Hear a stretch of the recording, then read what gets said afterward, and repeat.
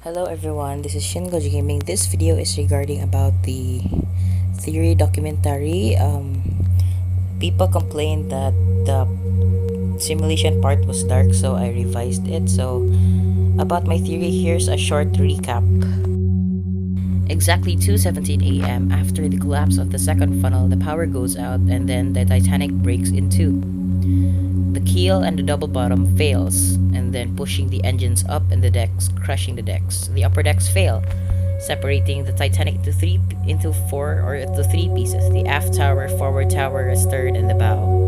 The forward tower fails, lets go of the stern. The stern floats up for a second and then lists to port. After listing to port, it rises up again into a vertical position, and then it goes down by 2:20 a.m.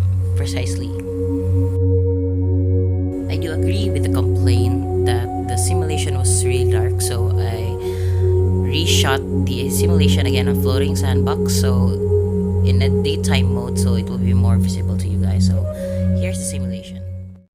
I will also be live streaming about me modeling a Blender Titanic, which I will animate sometime in this year, so that I can animate my theory and test how it goes.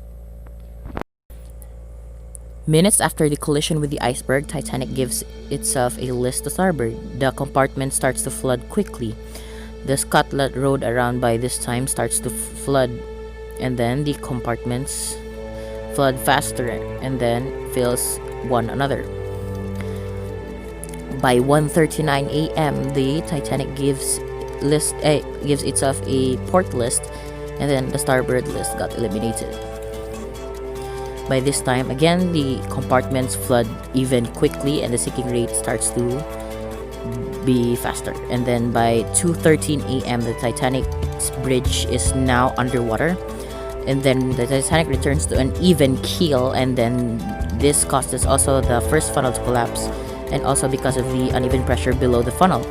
The stern starts to rise higher, and then the dome collapses because of the pressure. The second funnel then collapses, and there were reports of sparks and smokes coming out of the funnel. The Titanic reaches the angle of 15 to 23 degrees, and at this time it reaches a certain stress amount, and then boom, it separates. The Titanic separates into pieces: the aft, and the forward tower, the stern, and the bow section.